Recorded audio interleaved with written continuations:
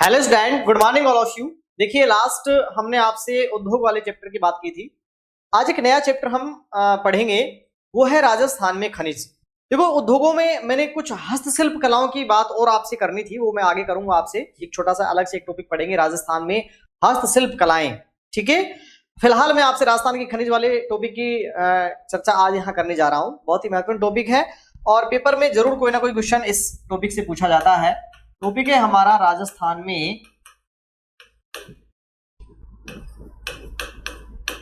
खनिज। हाँ, देखिए, सबसे पहली बात तो राजस्थान में आजादी के समय में ही, क्योंकि राजस्थान खनिजों के मामले में काफी अग्रणी रहा है। 1949 में सबसे पहले राजस्थान देश की आजादी के पश्चात जो खान एवं खनिज जो विभाग स्थापित किया गया, वो उदयपुर में स्थापित किया गया। क्योंकि राजस्थान में वर्तमान में खनिजों के मामले में एक अग्रणी जो जिला है वो कौन सा है? उदयपुर है। उस समय भी यही स्थिति थी, तो उस परिस्थिति में राजस्थान में खान एवं खनिज जो विभाग है वो उदयपुर में स्थापित किया गया। वर्तमान संदर्भ में देखते हैं तो राजस्थान में कुल 81 प्रकार के खनिज पाए जाते हैं। 81, ध्यान रखना, कई बार ये डिजिट्स पेपर में पूछा जाता है, राजस्थान में वर्तमान में कुल कितने प्रकार के खनिज पाए जाते हैं। तो राजस्थान में वर्तमान में कुल 81 प्रकार के खनिज पाए जाते हैं, जिनमें से 57 प्रकार के खनिजों का दोहन होता है। दोहन का मतलब उत्खनित जो होते हैं, जिनका उत्खनन किया जाता है, वो 57 प्रकार है। वैसे टोटल हमारे पास 81 प्रकार के खनिज पाए जाते हैं, लेकिन दोहन जो होता है वो 57 प्रकार के खनिजों का ही होता है। ठीक है, राजस्थान खनिज भंडारण की दृष्टि से देश में दूसरा स्थान रखता है। कौन सा स्थान? दूसरा। लेकिन खनिज उत्पादन की दृष्टि से देखा जाए तो खनिज उत्पादन की दृष्टि से, या हम कहें कि खनिज उत्पादित खनिजों के मूल्य की दृष्टि से राजस्थान का देश में 5वां स्थान है। तो दो स्थितियां हुई, खनिज भंडारण, भंडार तो है लेकिन हम उनको खनन नहीं कर पा रहे हैं, तो खनिज भंडारण की दृष्टि से देश में दूसरा स्थान है। और खनिज उत्पादन की दृष्टि से देखा जाए तो राजस्थान का देश में 5वां स्थान है। ठीक है, आगे भी हम और बातें करेंगे। तो ये पहले 2-3 लाइनें मैं यहाँ आपको लिख देता हूं। तो सबसे पहली लाइन है, राजस्थान में 1949 में खान एवं भूविज्ञान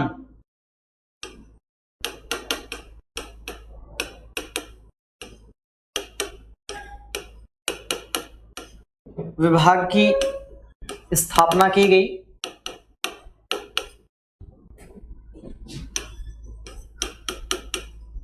जिसका मुख्यालय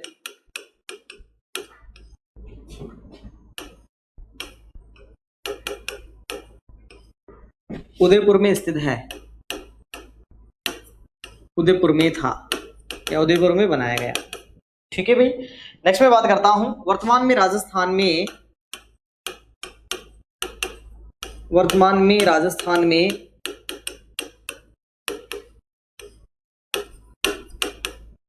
कुल 81 प्रकार के खनिज, 81 प्रकार के खनिज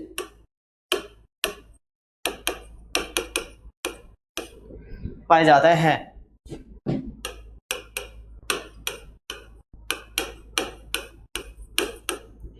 जबकि 57 प्रकार के खनिजों का 57 प्रकार के खनिजों का ही उत्खनन किया जा रहा है। उत्खनन किया जा रहा है।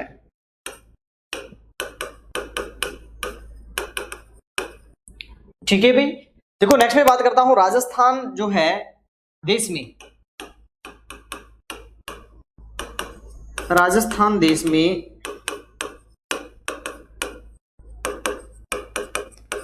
खनिज भंडारण की दृष्टि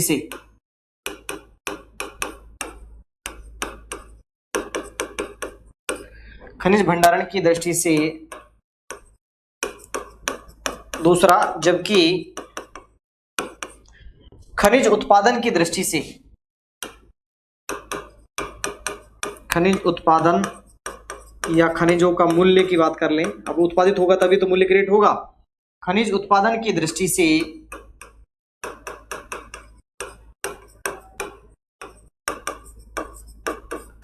5वां स्थान रखता है।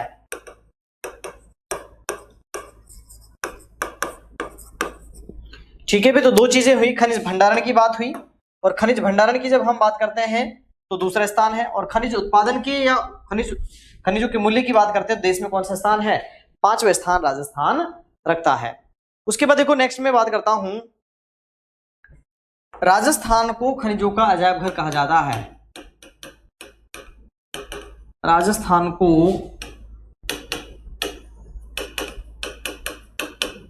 खनिजों का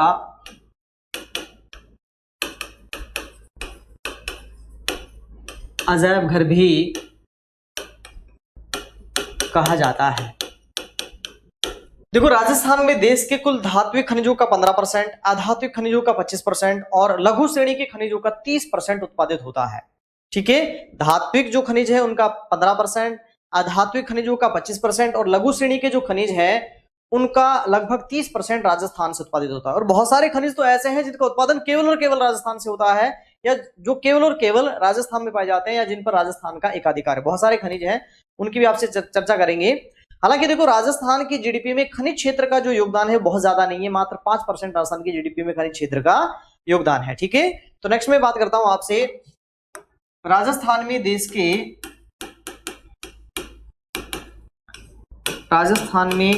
के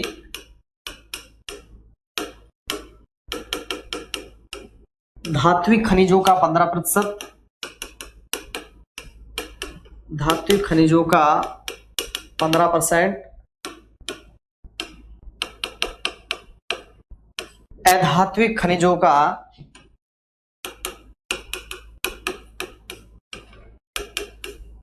25% तथा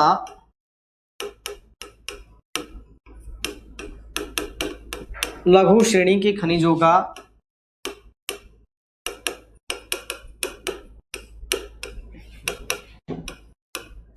30% उत्पादित होता है।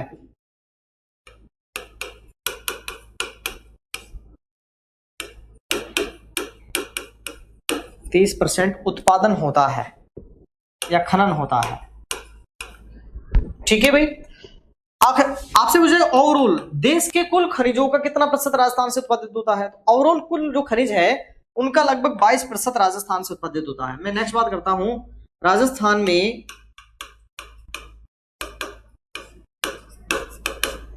देश के कुल खनिज उत्पादन का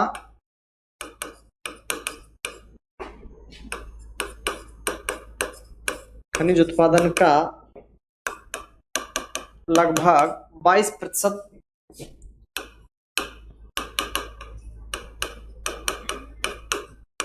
उत्पादित होता है, और राजस्थान की जीडीपी में खनिज क्षेत्र का योगदान मात्र 5% है। राजस्थान की जीडीपी में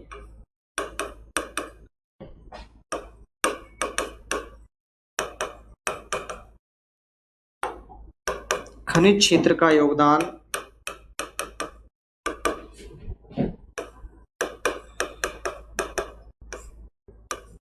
मात्र 5% है। तो ये कुछ राजस्थान में खनिज से रिलेटेड कुछ प्रारंभिक बातें थी। हमने स्टार्टिंग में कहा कि राजस्थान में खान एवं भूविज्ञान जो विभाग है उसकी स्थापना 1949 में उदयपुर में हुई। उसके बाद राजस्थान में वर्तमान में कुल 81 प्रकार के खनिज पाए जाते हैं। 57 प्रकार के खनिजों का क्या हो रहा है? दोहन हो रहा है। फिर मैंने बात की कि खनिज भंडारण की दृष्टि से राजस्थान का देश में दूसरे स्थान है, जबकि खनिज उत्पादन की दृष्टि से 5वें स्थान है। राजस्थान को खनिजों का अजायब घर भी कहा जाता है। आगे चलकर मैंने डिस्कशन किया आपसे कि भाई राजस्थान जो है उसमें देश के कुल धात्विक खनिजों का 15%, अधात्विक खनिजों का 25% और लघु श्रेणी के खनिजों का 30% उत्पादित होता है। कुल खनिजों के उत्पादन की बात करते हैं तो राजस्थान से देश के कुल खनिजों का कितना परसेंट? 22% का उत्पादन होता है। और राजस्थान की जीडीपी में खनिज क्षेत्र का जो योगदान है वो मात्र कितना है? 5% है। ठीक है, तो ये बातें हुई प्रारंभिक बातें। नेक्स्ट में बात करता हूं कि भाई राजस्थान के कौन से खनिज ऐसे हैं, देश के कौन से खनिज ऐसे जो पूर्णतः राजस्थान में मिलते हैं, कौन से खनिज ऐसे हैं जिन पर राजस्थान का एकाधिकार है। तो ये बातें हमें करनी है। तो नेक्स्ट हम हेडिंग डाल लेते हैं, राजस्थान से प्राप्त सॉरी, केवल राजस्थान से प्राप्त खनिज, केवल राजस्थान से प्राप्त खनिज। कहने का मतलब ये केवल और केवल राजस्थान से प्राप्त होते हैं या राजस्थान में इनका खनन होता है। ठीक है, तो सबसे पहले देखो हम देखते हैं जिप्सम, नेक्स्ट हम बात करते हैं जास्पर, नेक्स्ट है सीसा जस्ता, नेक्स्ट बात करते हैं वोलेस्टोनाइट, वोलेस्टोनाइट, नेक्स्ट बात करते हैं गार्नेट, गार्नेट को बोलते हैं तांबड़ा। ठीक है, नेक्स्ट बात करते हैं आपसे वोलेस्टोनाइट हो गया, जिप्सम, जास्पर, सीसा जस्ता, वोलेस्टोनाइट, गार्नेट और तांबड़ा। यही मोस्टली ऐसे खनिज हैं जो बेसिकली केवल और केवल कहां से निकलते हैं, राजस्थान से निकलते हैं। उसके बाद नेक्स्ट में बात करता हूं एकाधिकार प्राप्त खनिज। राज्य के एकाधिकार प्राप्त खनिज, एकाधिकार प्राप्त खनिज कहने का मतलब ये है कि इन खनिजों में राजस्थान का जो परसेंटेज है, या हम कहेंगे राजस्थान इन खनिजों में उत्पादन की दृष्टि से पहले स्थान पर है, लगभग पूर्णतः एकाधिकार है राजस्थान का। ये तो कंप्लीटली राजस्थान में निकलते हैं। और अब मैं बात कर रहा हूं एकाधिकार प्राप्त खनिजों की। एकाधिकार प्राप्त खनिजों में हम देखते हैं तो रॉक फॉस्फेट, रॉक फॉस्फेट, फिर हम बात करते हैं एस्बेस्टोस, एस्बेस्टोस, फिर हम बात करते हैं पोटाश, फ्लोराइड, नेक्स्ट बात करते हैं बाल क्ले, नेक्स्ट बात करते हैं लेड, नेक्स्ट हम बात करते हैं तो सोप स्टोन, नेक्स्ट है फ्लोस्पार,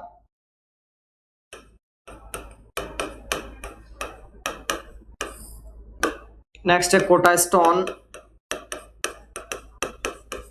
तो ये कुछ ऐसे खनिज हैं जिन खनिजों में राजस्थान एकाधिकार रखता है, मतलब सबसे ज्यादा परसेंटेज के मामले में देश में सबसे ज्यादा इनका ही राजस्थान में इनका उत्पादन होता है। तो ये तो हुए एकाधिकार वाले, और ये हुए पूर्णतः क्या, केवल राजस्थान से ही प्राप्त होते हैं। ठीक है, राजस्थान के अलावा बाकी राज्यों से इनका जो प्रोडक्शन है वो नहीं होता है। ठीक है, तो ऐसे करके ये आपको ध्यान रखना है। कई बार वो यही पूछता है, ऐसे 2-3 खनिज दे देता है कि राजस्थान में कौन से खनिज केवल राजस्थान में पाए जाते हैं, या फिर कौन से खनिजों पर राजस्थान का एकाधिकार है।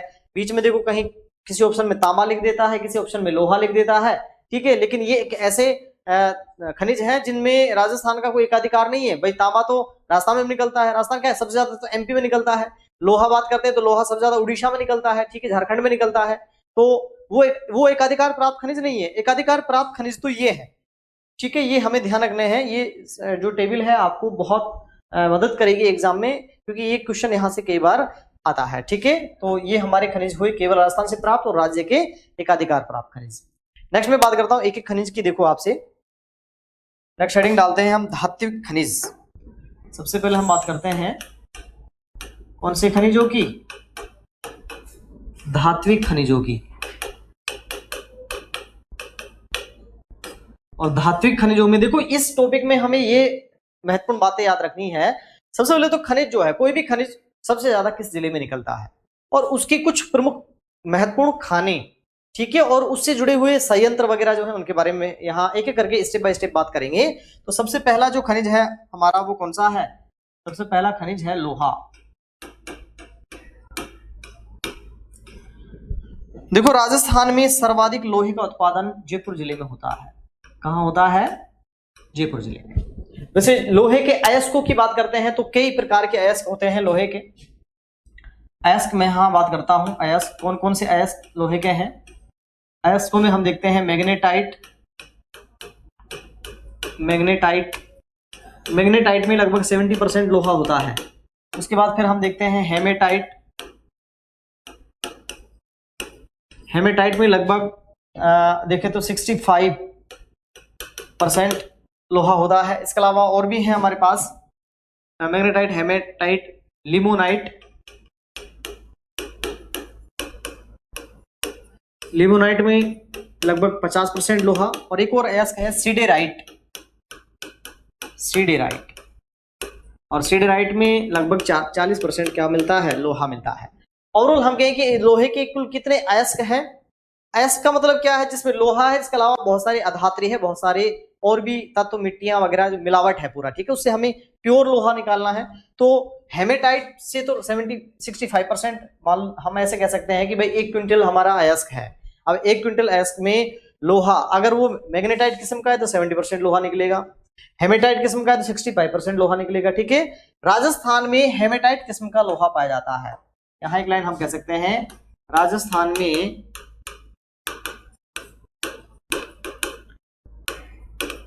हेमेटाइट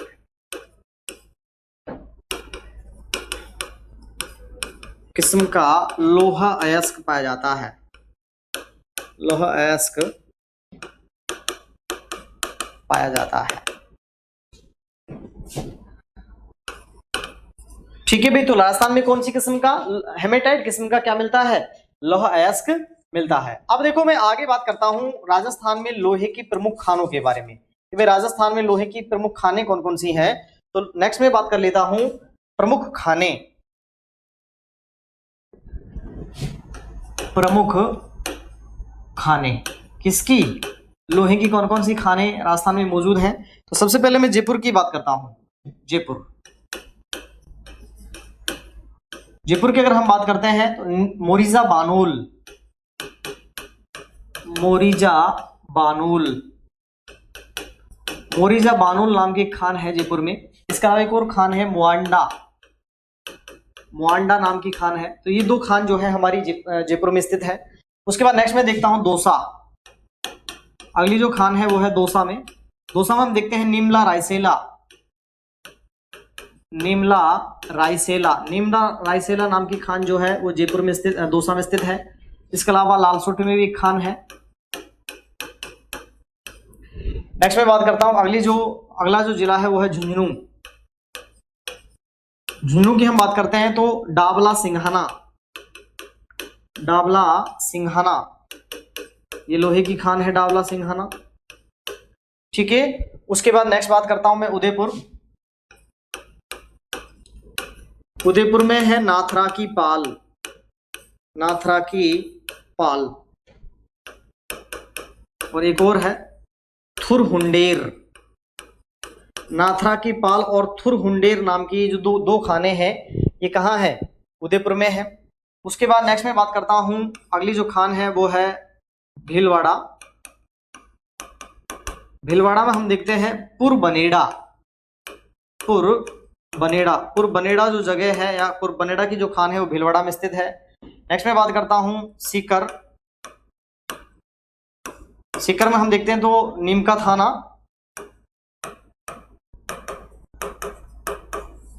एक है रामपुरा डाबला,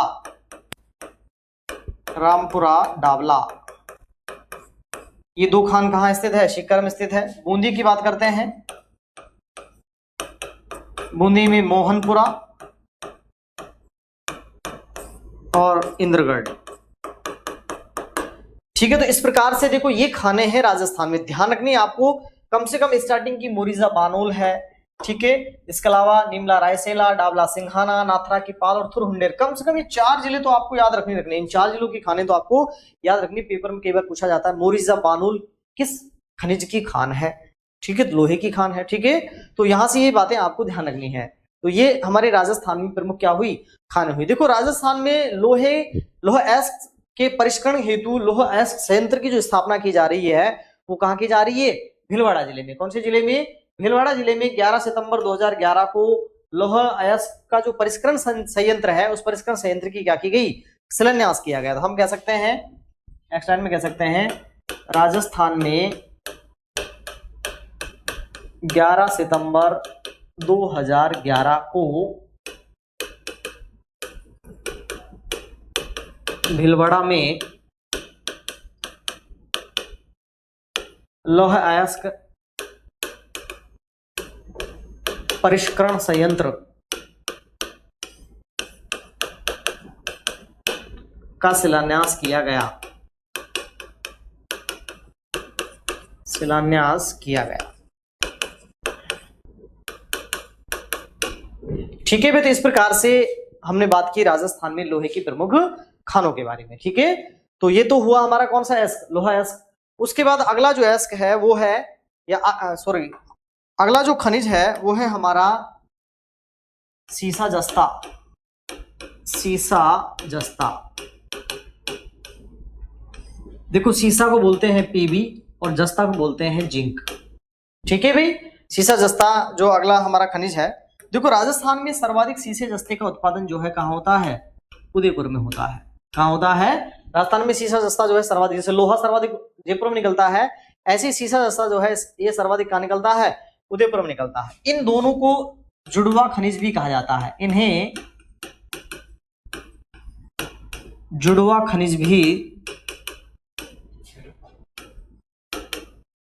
कहा जाता है। क्यों कहा जाता है, क्योंकि दोनों एक साथ मिलते हैं भाई, जुड़वा रूप में मिलते हैं। ऐसा नहीं कि भाई सीसा एक बार निकाल लिया जस्ता अलग निकाल लिया, दोनों कंबाइंड रूप से मिलते हैं। ठीक है, मैं अयस्कों की बात करता हूं। सीसा जस्ता जो है इसके अयस्क, अयस्कों में सबसे पहले मैं सीसा के अयस्क की बात करता हूं। तो सीसा जो है इसका अयस्क है गेलेना। क्या है, गेलेना। सीसा जो है इसका अयस्क कौन सा है, गेलेना है। जस्ता की बात करता हूं, तो जस्ता जो है इसका अयस्क है कैलेमीन, कैलेमीन और जिंकाइट। कैलेमीन और जिंकाइट किसके अयस्क है, ये है जस्ता के। और सीसा का अयस्क क्या है, गेलेना। कई बार पेपर पूछा जाता है यहां से सीधा क्वेश्चन। सीसा का अयस्क है गेलेना, जस्ता, कैलेमीन और जिंकाइट। ऐसे मैंने आपसे बात की थी कि लोहे के 4 अयस्क हमने पढ़े। कौन कौन से अयस्क पढ़े हमने लोहे के, लोहे के 4 अयस्क थे, हेमेटाइट, मैग्नेटाइट, सिडेराइट, ठीक है, लिमोनाइट, ये 4 अयस्क हमने पढ़े हैं। अब मैं बात करता हूं प्रमुख खाने, प्रमुख खाने। प्रमुख खानों में सबसे पहले हम बात करते हैं उदयपुर। उदयपुर जो है इसमें हम देखते हैं जावर। जावर जो है एशिया की सबसे बड़ी खान है, एशिया की सबसे बड़ी खान। ठीक है भाई, उसके बाद नेक्स्ट हम देखते हैं, तो अगली खान है बरलिया। नेक्स्ट अगली खान देवारी। तो जावर है, बरलिया है, देवारी है, इसके अलावा मोचिया मगरा, मोचिया मगरा। तो उदयपुर जिले में स्थित सीसा जस्ता की खानों की बात करते हैं। तो उदयपुर जिले में स्थित सीसा जस्ता की खान कौन कौन सी है, जावर है, बरलिया है, देवारी है और मोचिया मगरा। ठीक है, उसके बाद नेक्स्ट में बात करता हूं अगली जो खान है। देखो मैंने कहा कि सीसा जस्ता की सबसे बड़ी जो खान है एशिया में वो कौन सी है, जावर उदयपुर है। उसके बाद देखो अगला जिला हम बात करते हैं सीसा जस्ता की खानों से संबंधित ही, अगला जिला है हमारा भीलवाड़ा। भीलवाड़ा से भी सीसा जस्ता का उत्पादन होता है और भीलवाड़ा में प्रमुख खान है रामपुरा आगूचा, रामपुरा आगूचा। हम कहें कि सीसा जस्ता सर्वश्रेष्ठ किस्म का सीसा जस्ता कहां से निकलता है, तो यहां से निकलता है। हम कह सकते हैं इस खान से सर्वश्रेष्ठ किस्म का, सर्वश्रेष्ठ किस्म का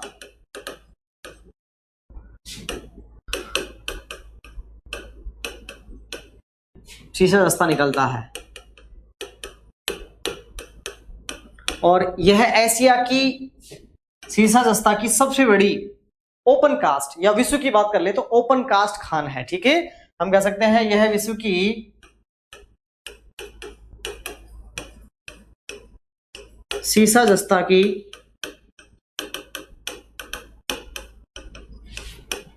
सबसे बड़ी ओपन कास्ट खान है।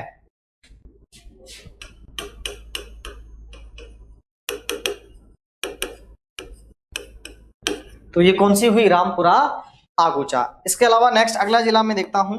अगला जो जिला है वो है, देखो सॉरी, भीलवाड़ा में ही आगे मैं बात करता हूं। तो आगे अगली जो खान है वो है गुलाबपुरा, और एक खान और है पुरबनेड़ा। ये खाने, 3 खाने हो गई हमारी कहाँ, भीलवाड़ा जिले में। उसके बाद नेक्स्ट में बात करता हूं अगला जिला। अगला जो जिला है सवाई माधोपुर। सवाई माधोपुर में अगर हम बात करते हैं तो चौथ का बरवाड़ा। चौथ का बरवाड़ा, चौथ का बरवाड़ा एक तहसील भी है सवाई माधोपुर में, जहां चौथ माता का मंदिर स्थित है। कंजर जाति के आराध्य देवी के रूप में पूजनीय है चौथ माता, ठीक है, चौथ का बरवाड़ा। नेक्स्ट में बात करता हूं अगला जो जिला है वो है हमारे पास राजसमंद। राजसमंद की भी बात करता हूं तो राजपुरा दरीबा।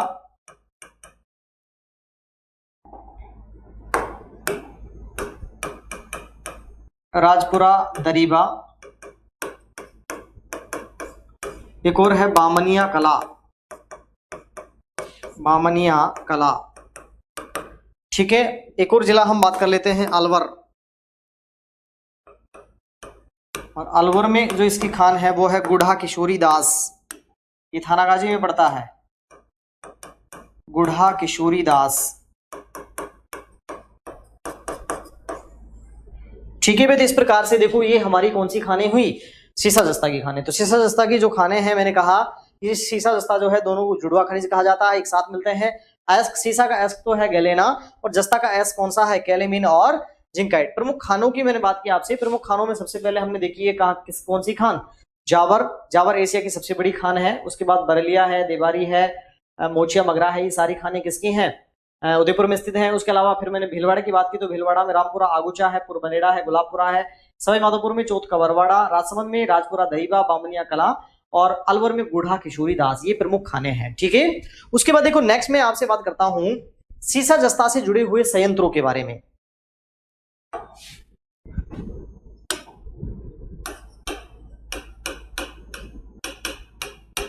सीसा जस्ता के संयंत्र, इसमें देखो सीसे का जो संयंत्र है वो राजस्थान में नहीं है, जस्ता के संयंत्रों की बात कर रहा हूं आपसे, ठीक है भाई। तो जस्ता जो है, जिंक जो है, इसके कौन कौन से संयंत्र राजस्थान में मौजूद है उनकी बात की जाए। सबसे पहले हम बात करते हैं हिंदुस्तान जिंक लिमिटेड। पहले भी हम इसके बारे में चर्चा कर चुके हैं। मैंने जब उद्योग पढ़ाए थे तो उद्योगों में केंद्र सरकार के उपक्रमों में मैंने इसको पढ़ाया था।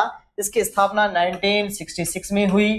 कहाँ की गई, देवारी उदयपुर में की गई। वर्तमान में ये वेदांता रिसोर्सेज नामक कंपनी द्वारा संचालित है, ठीक है। और स्थापना किसकी सहायता से की गई, मैंने बताया था आपको, इसकी जो स्थापना है वो ब्रिटेन की सहायता से की गई, ठीक है भाई। तो ये था हमारा क्या, हिंदुस्तान जिंक लिमिटेड। उसके बाद नंबर सेकंड मैंने बात यहां आपसे बात करता हूं वो है चंदेरिया। चंदेरिया जिंक संयंत्र। और चंदेरिया जिंक संयंत्र जो है ये कहां स्थित है, चित्तौड़गढ़ में स्थित है। और इसकी जो स्थापना है वो भी ब्रिटेन की सहायता से की गई।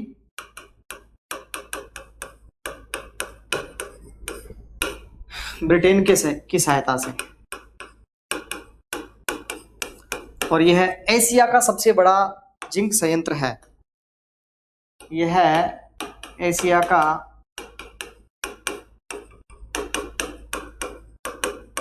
सबसे बड़ा जिंक स्मेल्टर है।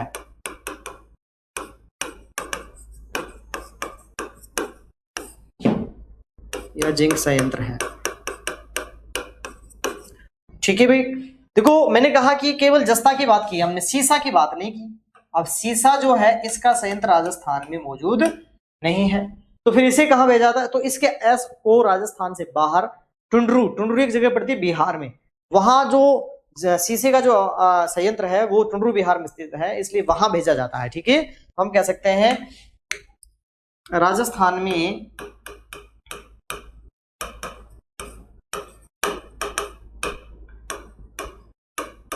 सीसा गलाने का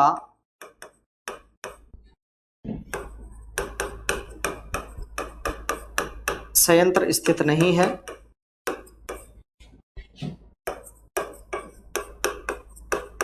इसलिए इसे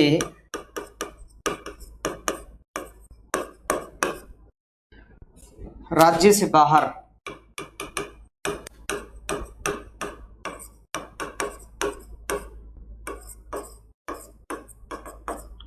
टुंड्रू जगह पड़ती है कहाँ? बिहार में भेजा जाता है, के संयंत्र में भेजा जाता है।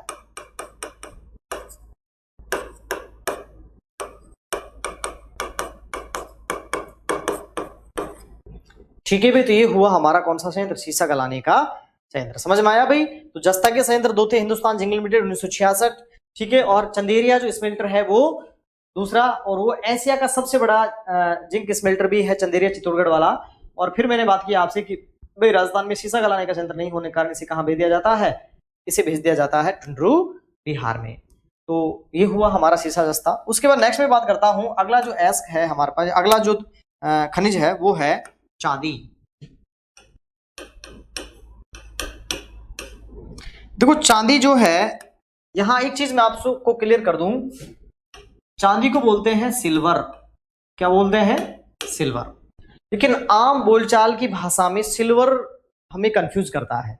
कैसे करता है? गांव में अक्सर हम देखते हैं बर्तन होते हैं, उनको हम सिल्वर के बर्तन बोलते हैं, व्हाइट से कलर के होते हैं, वो सिल्वर के बर्तन नहीं होते, वो एल्यूमिनियम के बर्तन होते हैं।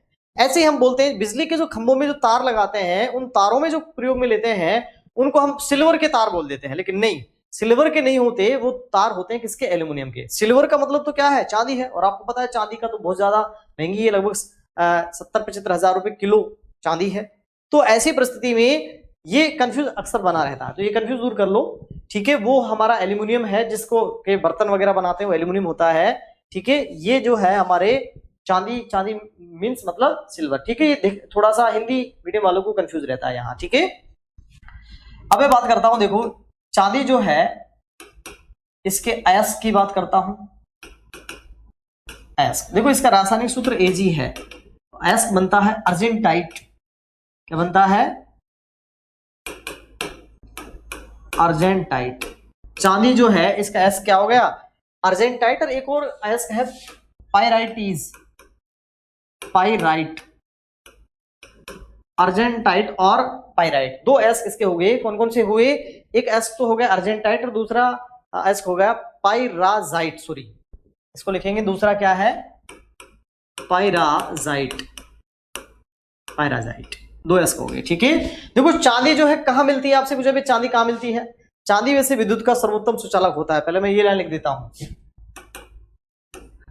देश में चांदी का सर्वाधिक उत्पादन, चांदी का सर्वाधिक उत्पादन राजस्थान में होता है।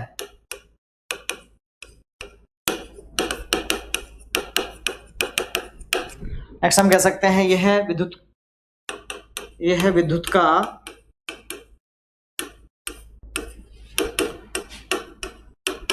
सर्वोत्तम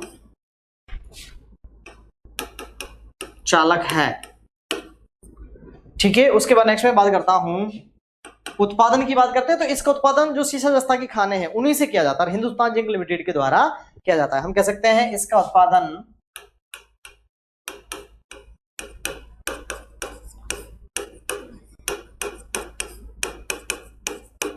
सीसा जस्ता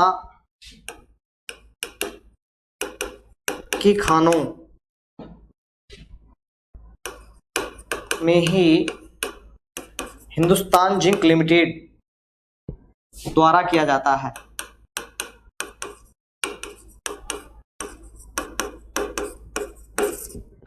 ठीक है भाई, तो ये हमारा देखो चांदी है, चांदी में ज्यादा नहीं पढ़ना है हमें। अयस्क है अर्जेंटाइट और पायराजाइट, ठीक है, दो अयस्क हैं इसके।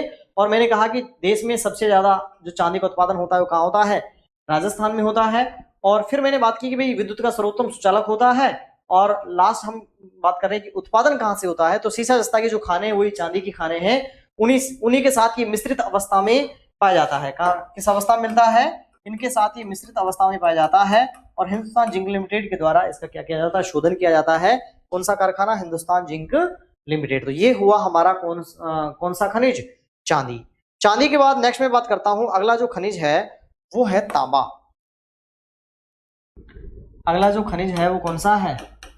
तांबा। तांबा जो है इसको बोलते हैं कॉपर। रासायनिक सूत्र है Cu। ठीक है भाई, देखो तांबे के उत्पादन में राजस्थान मध्य प्रदेश के बाद दूसरा स्थान रखता है। ठीक है, राजस्थान तांबे के उत्पादन में मध्य प्रदेश के बाद कौन सा स्थान रखता है? दूसरा स्थान रखता है। ठीक है, और प्रमुख जो तांबा उत्पादक क्षेत्र है राजस्थान में, देखो हम देखते हैं खेतड़ी, झुंझुनू वगैरह जो है बहुत आज से नहीं, बहुत प्राचीन समय से हम सभ्यताएं भी पढ़ते हैं। गणेश सभ्यता जो है, ठीक है, तांबे के लिए जानी जाती है। तो बहुत लंबे समय से हम देखते हैं कि इस क्षेत्र में तांबे का खनन हो रहा है। तो हम कह सकते हैं सबसे पहली बात तो राजस्थान तांबे के उत्पादन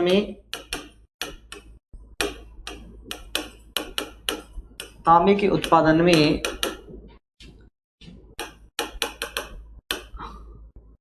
एमपी के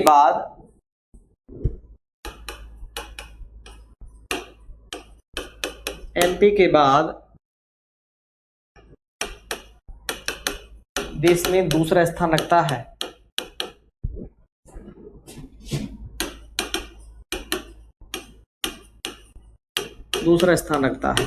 ठीक है भाई, नेक्स्ट में बात करता हूं प्रमुख अयस्क।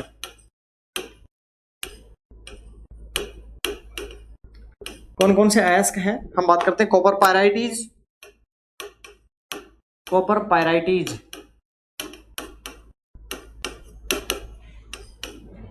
और कॉपर ग्लांस। दो अयस्क हम देखते हैं, कॉपर पायराइटीज और कॉपर ग्लांस। नेक्स्ट में बात करता हूं प्रमुख खाने।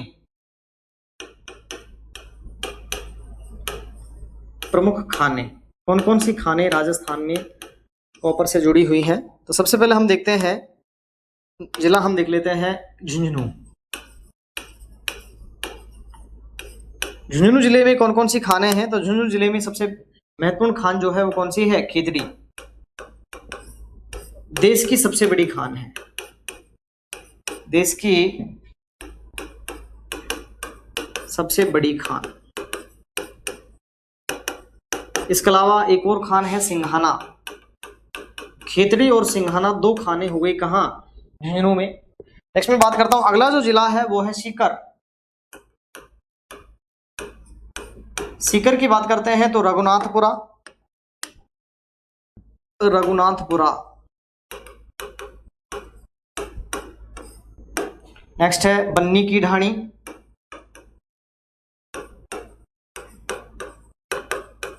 नेक्स्ट है मीरा की नांगल।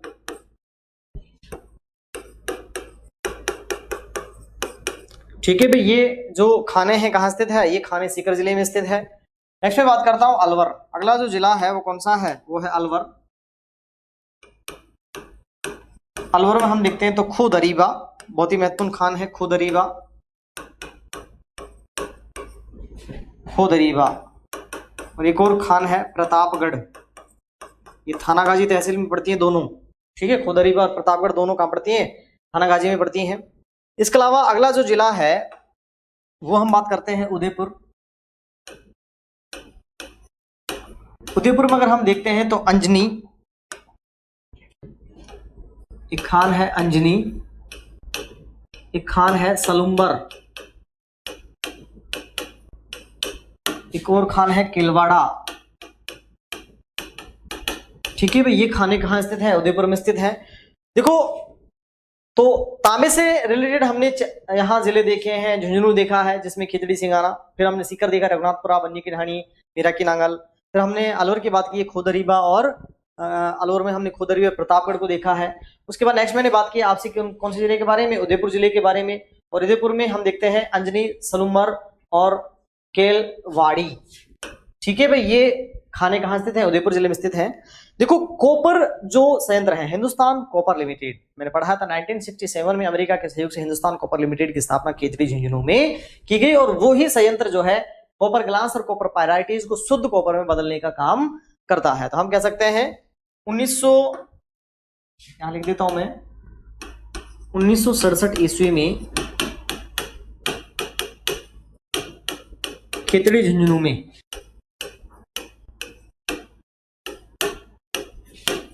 अमेरिका की वेस्टर्न नेप इंजीनियरिंग कंपनी, अमेरिका की western nap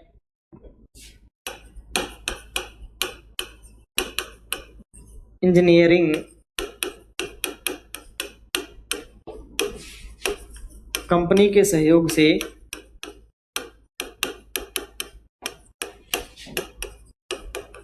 Hindustan copper limited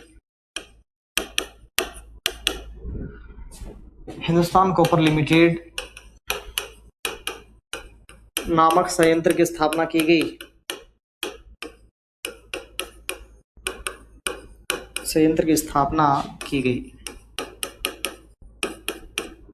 ठीक है भाई, तो इस प्रकार से हिंदुस्तान कॉपर लिमिटेड की बात की मैंने।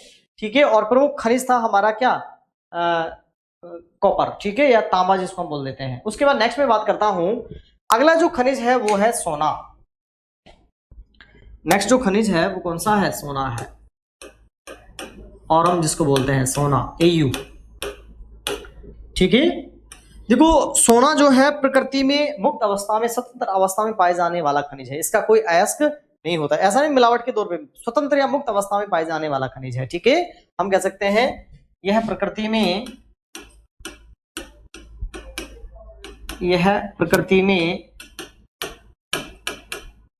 पाई जाने वाली एकमात्र ऐसी धातु है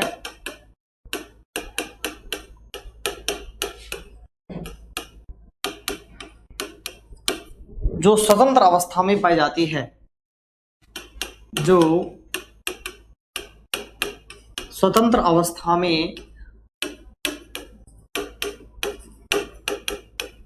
बस शुद्ध रूप में पाई जाती है। ठीक है भाई, ऐसा नहीं कि कोई इसके साथ कोई अधात्री वगैरह शामिल हो या कोई मिश्रण हो। वैसे देखो आपसे पूछा जाए, देखो लास्ट में ना आपको पढ़ाया था कॉपर, और कॉपर का सर्वाधिक उत्पादन जो है वो झुंझुनू में होता है, ये आपको ध्यान रखना है। ठीक है, सर्वाधिक उत्पादन किस जिले में होता है। अब हम बात कर रहे हैं कॉपर के बाद नेक्स्ट सोना जो है राजस्थान में सबसे ज्यादा सोने का उत्पादन कहाँ होता है, बांसवाड़ा जिले में होता है। कहाँ होता है, ये ध्यान रखना है आपको। ठीक है, तो सर्वाधिक सोना जो है वो कहाँ निकलता है, बांसवाड़ा जिले में निकलता है। ठीक है, अब मैं प्रमुख खानों की बात करता हूं आपसे। प्रमुख खाने कौन कौन सी खाने हैं। सबसे पहला जिला है बांसवाड़ा ही, और बांसवाड़ा में देखो कौन कौन सी खाने हैं। बांसवाड़ा हम देखते हैं आनंदपुरा,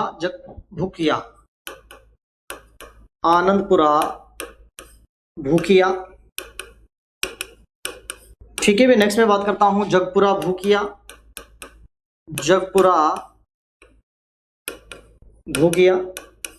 नेक्स्ट में बात करता हूं तिमारन माता,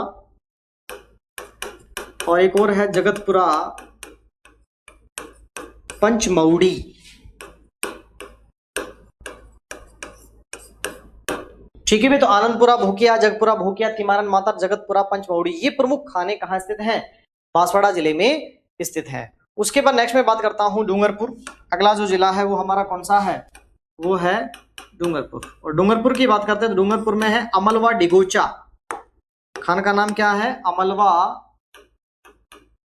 डिगोचा नाम की जो खान है वो कहाँ है, डूंगरपुर जिले में है। उसके बाद नेक्स्ट अगला जिला में बात करता हूं तो अगला है दौसा में एक खान पड़ती है रानी बसेड़ी।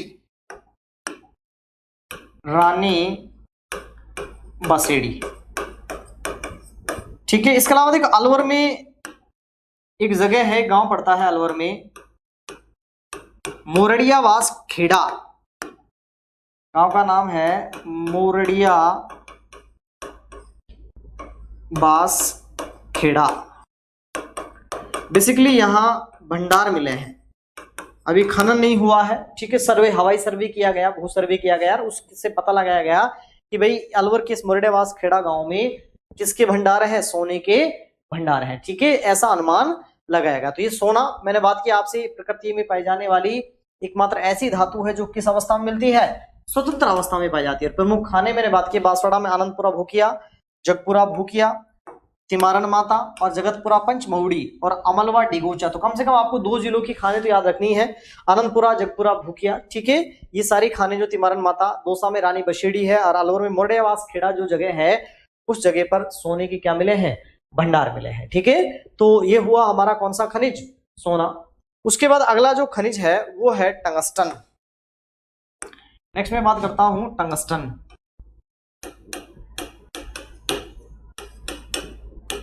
टंगस्टन देखो, टंगस्टन जो है राजस्थान में सर्वाधिक टंगस्टन का जो उत्पादन होता है वो होता है नागौर में। कहाँ होता है? नागौर में। राजस्थान में सर्वाधिक टंगस्टन का उत्पादन कहाँ होता है? नागौर में होता है। टंगस्टन जो है इसके अयस्कों की बात की जाए आपसे, अयस्क, अयस्क जो है वो है वुल्फ्रोमाइट, वोल्फ्रोमाइट, और एक और अयस्क है शिलाइट। वोल्फ्रोमाइट और शिलाइट जो है ये दो किसके अयस्क हैं? टंगस्टन के अयस्क हैं। नेक्स्ट मैं बात करता हूं प्रमुख खाने। प्रमुख खाने, और प्रमुख खानों में हम देखते हैं तो सबसे पहले जिला है हमारा कौन सा? नागौर। नागौर जिले में कौन कौन सी खाने हैं? तो नागौर जिले में हम देखते हैं डेगाना भाकरी, डेगाना भाकरी ये सबसे महत्वपूर्ण खान है, राजस्थान की सबसे बड़ी खान। आपसे पूछा राजस्थान में सर्वाधिक टंगस्टन किस खान से उत्पादित होता है या किस खान से खनन किया जाता है? डेगाना भाकरी राजस्थान की सबसे बड़ी, राजस्थान की सबसे बड़ी खान है कौन सी? डेगाना भाकरी। नेक्स्ट मैं बात करता हूं तो रेवत पहाड़ी, रेवत पहाड़ी, और एक और खान है सेवरिया। ठीक है भाई, तो ये खाने नागौर की हुई, डेगाना भाकरी, रेवत पहाड़ी और सेवरिया, ये कहां? नागौर जिले की प्रमुख खाने हुई। नेक्स्ट अगला जो जिला है वो है हमारा सिरोही। सिरोही में कौन कौन सी खाने हैं? तो सिरोही में है वालदा, वालदा, इसके अलावा है बड़ा बेरा, नेक्स्ट है रेवदर आबू, रेवदर आबू। ठीक है भाई, तो वालदा, बड़ा बेरा, रेवदर, आबू ये जो खाने हैं किस जिले में है? सिरोही में है। उसके अलावा हम देखते हैं अगला जो जिला है वो है पाली। पाली में जो खान है वो है नाना कराब, नाना कराब, और एक और जगह पड़ती है बीजापुर। नाना कराब और बीजापुर जो जगह है ये पाली में है, जहां से टंगस्टन का उत्पादन होता है। तो देखो ये प्रमुख खाने मैंने देखी हैं। राजस्थान में टंगस्टन से संबंधित जो राजस्थान टंगस्टन विकास निगम लिमिटेड है उसकी स्थापना 1983 में हुई। 1983 ईस्वी में राजस्थान में टंगस्टन विकास निगम लिमिटेड की क्या हुई? स्थापना हुई। टंगस्टन किस काम में आता है? देखो बल्ब का फिलामेंट जो होता है, बल्ब जो है उसमें फिलामेंट जो होता है वो टंगस्टन धातु का ही बना होता है, क्योंकि इसका उच्च गलनांक होता है। उच्च गलनांक के कारण ये विभिन्न प्रकार के सैन्य हथियारों में इसका प्रयोग भी किया जाता है। ठीक है, तो मैं बात कर लेता हूं राजस्थान में, राजस्थान सरकार द्वारा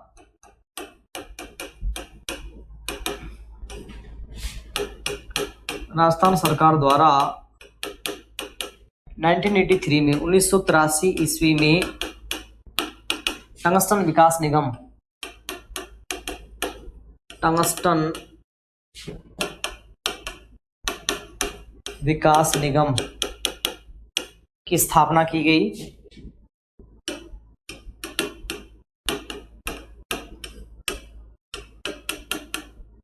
पहली बात। और फिर हम बात करते हैं प्रमुख उपयोग, किस किस उपयोग में लिया जाता है? तो उच्च गलनांक होने के कारण, उच्च गलनांक होने के कारण